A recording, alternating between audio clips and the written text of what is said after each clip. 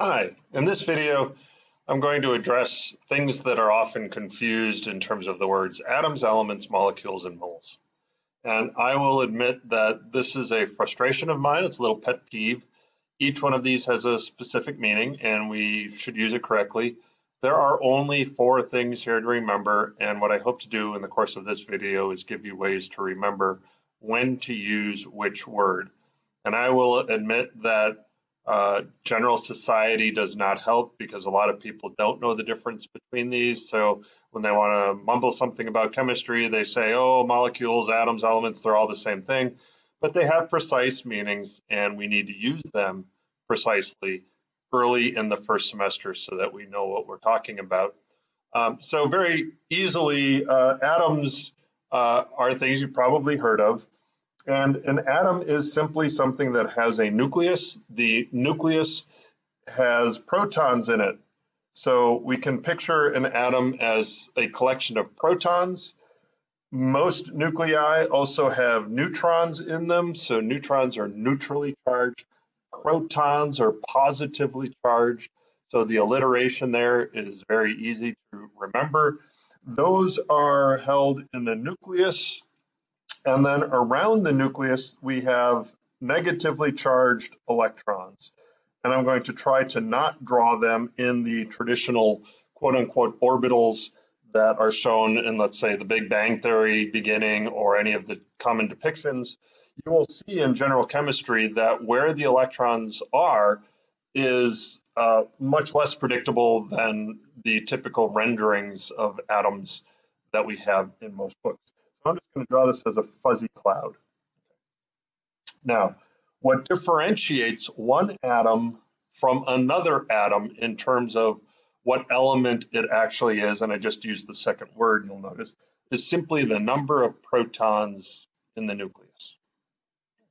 So if this helps, one analogy that I might offer is an atom is akin to an egg. If I say the word egg, when I say the word atom, I'm really talking about three things: a collection of protons, neutrons, and electrons. When I say egg, I'm talking about a yolk, or the nucleus of the egg, surrounded by the egg white, surrounded by the shell. And every egg has those three components. Almost every atom has these three components: neutrons, protons, and electrons. The only exception is hydrogen, which doesn't have neutrons in it in its most common form. So for everything else, neutrons, protons, and electrons. So if we have a single entity, or just one of these things, all on its own, if we were just talking about an individual atom, and you know from your courses that atoms are really, really, really, really small. We never actually deal with atoms. But if we had a pair of magic molecular tweezers that we could go into nature and just pluck out one atom, I mean, that would be pretty cool. We would just be pulling out that one thing, and with it, we'd have protons, neutrons, and electrons. The protons and the neutrons would be together in the nucleus. The electrons would be around it. Now, what makes one element different from another element? So by element, we mean the elements that we're familiar with, like carbon or zinc or helium or argon or nitrogen atoms. Right? So you have C in the periodic table. Each one of these things is an element. They are different from one another simply in the number of protons that they have in their nucleus. That is what makes one element itself and not another element. And by that, I mean, let's look at, say, potassium. This number 19 over it says potassium atoms have 19 protons in the nucleus, 19 positively charged things. A neutral potassium atom will therefore also have 19 electrons around the nucleus, because each positive charge in the nucleus is being offset by a negative charge in an electron. So for every positive charge, there's a negative charge for a neutral atom. Vanadium Since my last name starts with V, we'll look at vanadium. 23 protons, 23 electrons in a neutral vanadium atom. Right, so if we had something that had 23 protons, some collection of neutrons, and then 23 electrons around it, we'd have an atom of vanadium. So when we're talking about an element, we specify the number of protons. Okay. So here, this is a weaker analogy, but there's an egg, there's a general egg, but we could be talking about chicken eggs or hen eggs or ostrich eggs. So now we're talking about different eggs in the sense that they all have the same components. They all basically have a yolk and a white and a shell, but how those things are arranged is different for each particular type of element or egg, right? When I was looking this up, there's fish eggs and there's arthropods, there's reptile eggs, there's amphibian eggs, so we have noble gases. We can start arranging them based on the similarities of their behaviors, right? So we group fishes together, we group reptiles together. Here we group noble gases. We group the alkali metals, right? So that's what the periodic table does, but still they're all just atoms because they all just have protons, neutrons, and electrons, but which element we're talking about depends on exactly how many protons we're talking about. That is what defines one atom from another atom, is how many protons are in the nucleus. Fundamentally, if you say, hey, how many protons do you have? Pick a number. Look at this periodic table, find that number up here, right? So I picked 74. So 74, this is a weird one, that's W, that's actually tungsten. Originally it was called wolfram, which is why it was W. But if I say I'm thinking of an atom that has 74 protons, you say, oh, I know, you're thinking of wolfram. Now, one thing I did not put on this list that I should have is the word ions. Ions are simply atoms that have lost negative charge. So you might have heard about a sodium ion, and they can also have gained negative charge, I should say that too. So if we have sodium, if I write this symbol by saying Na, how many protons? 11. Okay. So we know that this thing has 11 protons. Now, by saying positive, I'm telling you that the whole atom has a positive charge on it. So if we think about 11 positive charges, 1, 2, 3, 4, 5, 6, 7, 8, 9, 10, 11, neutral sodium would have 11 negative charges offsetting those positive. +1 and -1 is equal to 0. +1 and -1 is equal to 0. So each one of these collections would equal 0.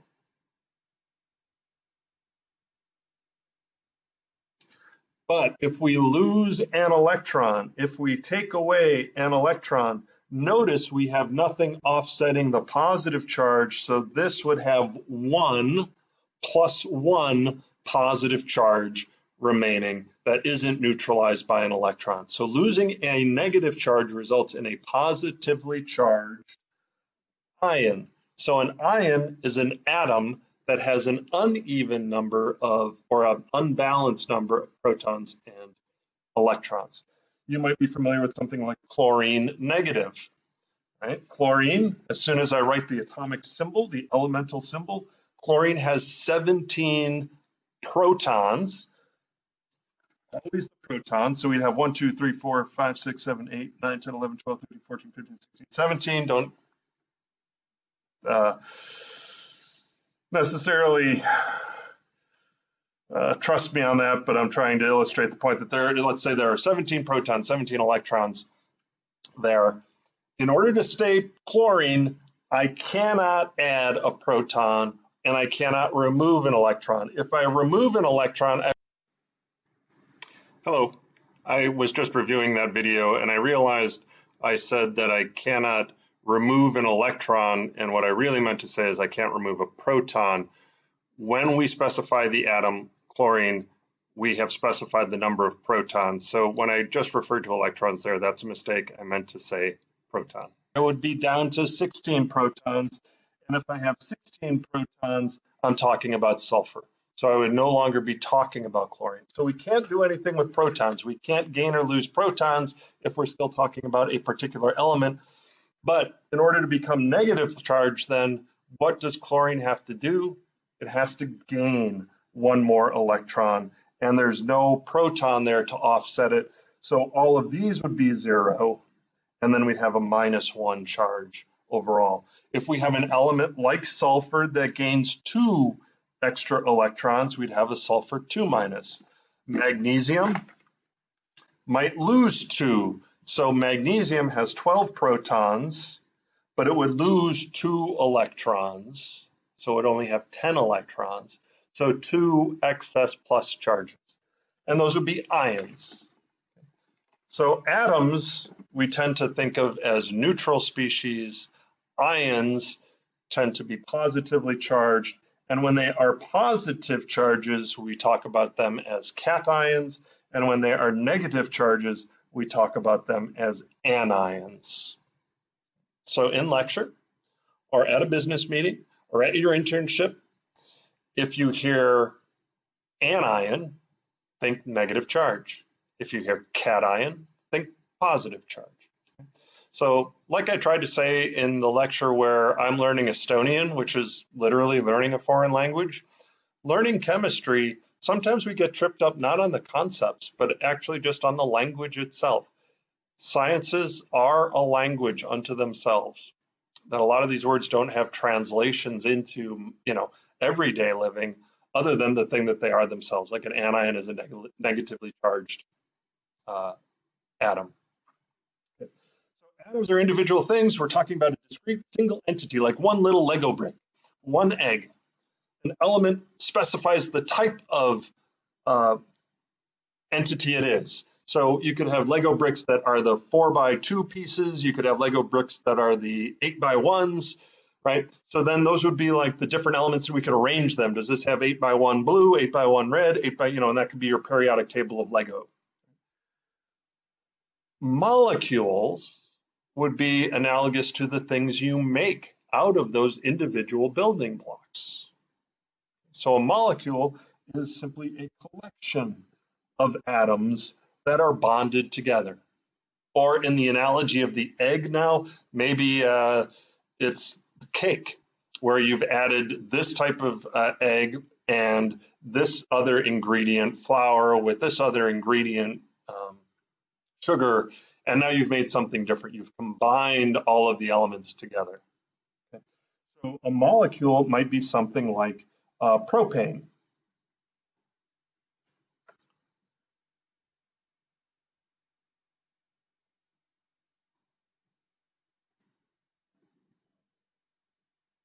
So this is how we would represent propane. When you take organic chemistry, you'll be doing a lot of these types of representations. And notice here we're using the symbol. It's carbon bonded to carbon, bonded to carbon, all of them bonded to hydrogens.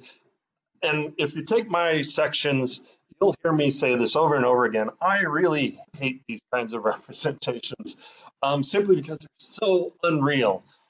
Right? The world, which is this fantastic place all around us. I'm talking on a computer screen that's made up of chemicals and elements, and there's light being projected down onto those and light's being reflected back up, and all of that is taking place at this tiny little microscopic environment. And I'm writing with a pen, and that pen is smearing molecules onto this page of paper, which itself is made up of molecules.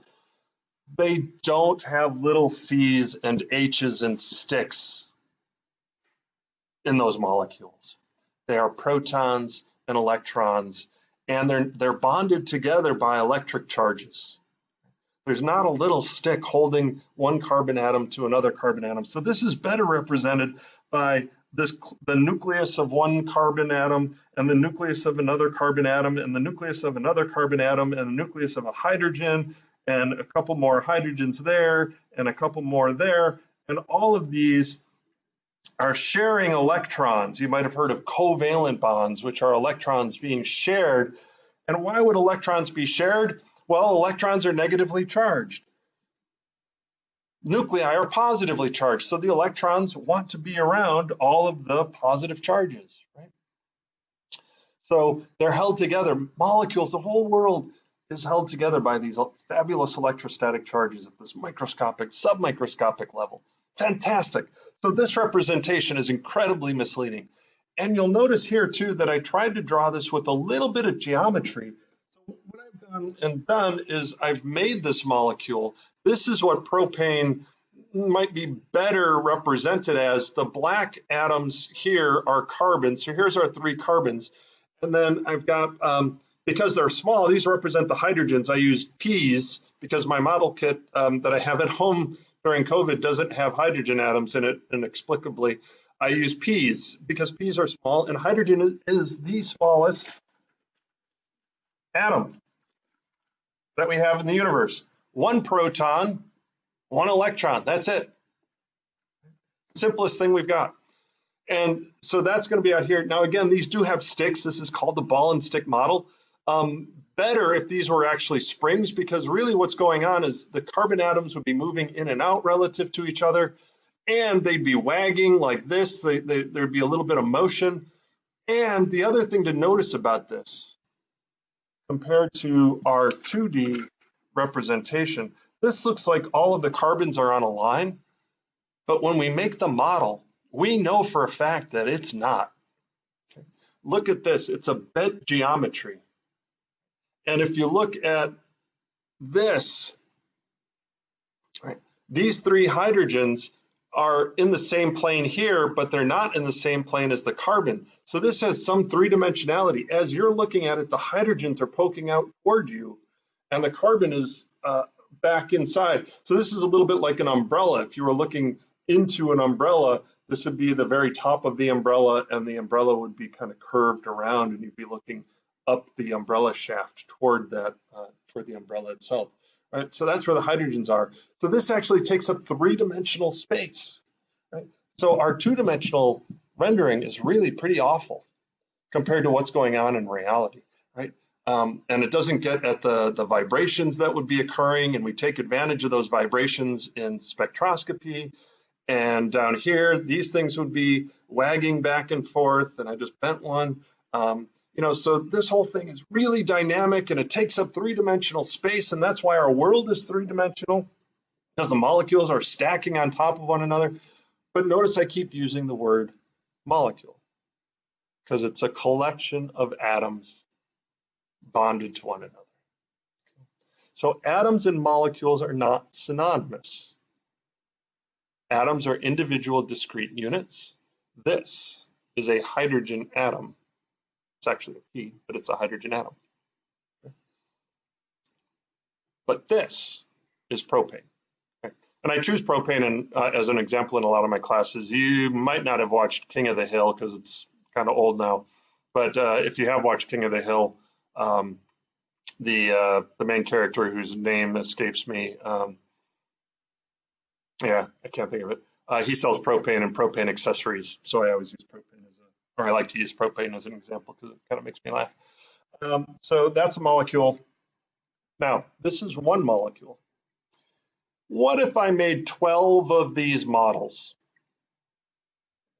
And I said to you, hey, I've got 12 of these, but I don't want to say in an advertisement that I will sell you 12 of these. What other word besides 12 could you say? Think donuts, think bagels.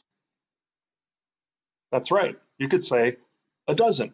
Right? So if I made 12 of these, so notice I'm going to say 12 molecules would equal,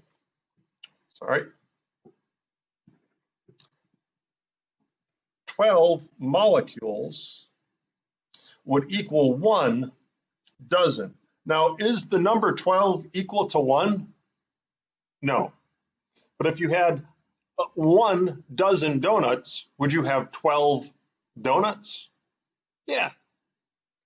Well, in chemistry, 12 doesn't get us very much because these things are so small that they still would weigh a minuscule amount. So to get up to masses that we can deal with our hands and we can see and we can work with in our lab, we use a much different number. Instead of 12, we use 6.022 times 10 to the 23rd. So now, if we had 6.022 times 10 to the 23rd, which is 1, 2, 3, 4, 5, 6, 7, 8, 9, 10, 11, 12, 13, 14, 15, 16, 17, 18, 19, 20, 21, 22. I think that would do it. Maybe I need another zero there. I don't know. Okay, that many molecules. If I made that many of these collections, right, I would be very, very, very old by the time I got done. If you do the calculation of if you make one of these every second, how old would you have to be? It's an astronomical number, like older than the universe. Okay. But if we have that number of molecules, we call that 1 mole. Okay. You might say, well, where did we come up with that number? And I would say, where did we come up with a dozen? We could easily be walking around having defined dozen as 14, so that when you walked into the bagel shop and you said, I want a dozen bagels, they would give you 14, right? It's an arbitrary, in many ways, it's an arbitrary decision. We used the word, we made up the word dozen, and we said, let's make that equal 12. It's even less arbitrary than that. Why 6.022 times 10 to the 23rd? There's good reasons for it. You can read about it in the book or on the internet.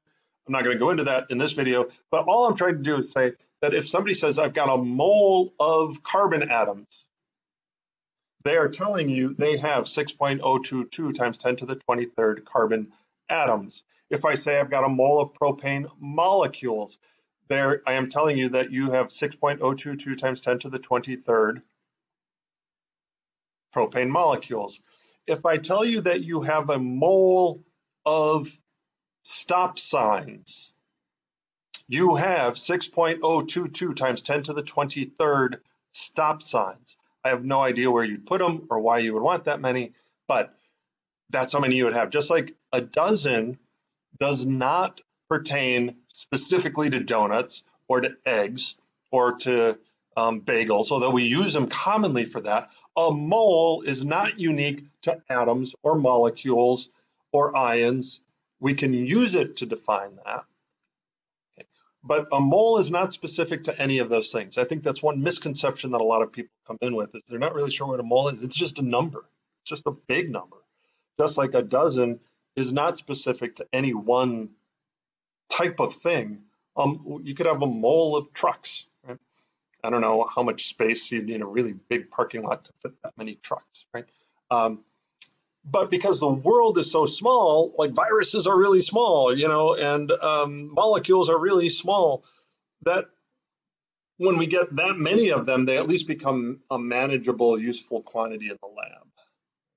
And in fact, you'll see that in chemistry, this other number down here, 12, if we had 12 grams of carbon atoms, if we painfully took our magic tweezers and kept placing atoms of carbon on a balance and we counted them, 1 carbon atom, 2 carbon atoms, 3 carbon atoms, 4 carbon atoms, we get up to 6.022 times 10 to the 23rd carbon atoms, and we place it on the balance and we look at the balance would say 12 grams. If we put exactly the same number of atoms of iron on the balance, what do you think the balance would say?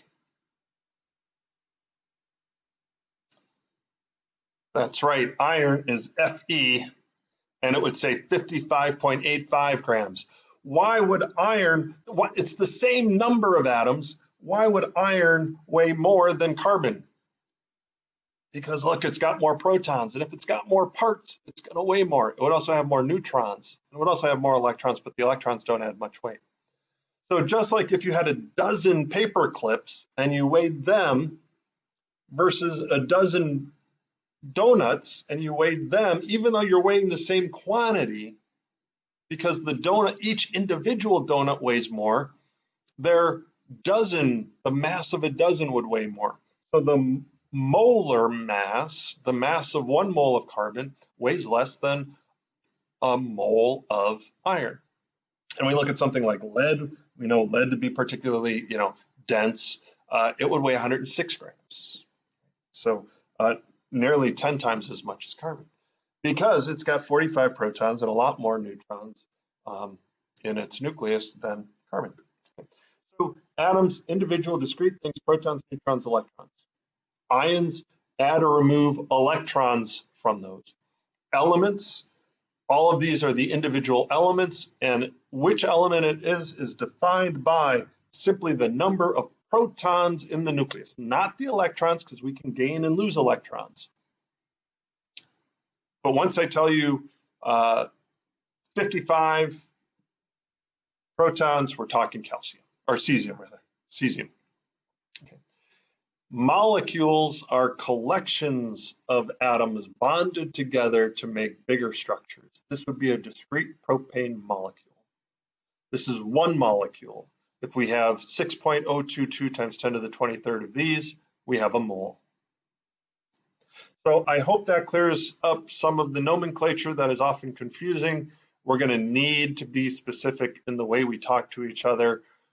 Chemistry is confusing enough that if we use the incorrect terms when we're trying to express ourselves, it just makes communication that much harder.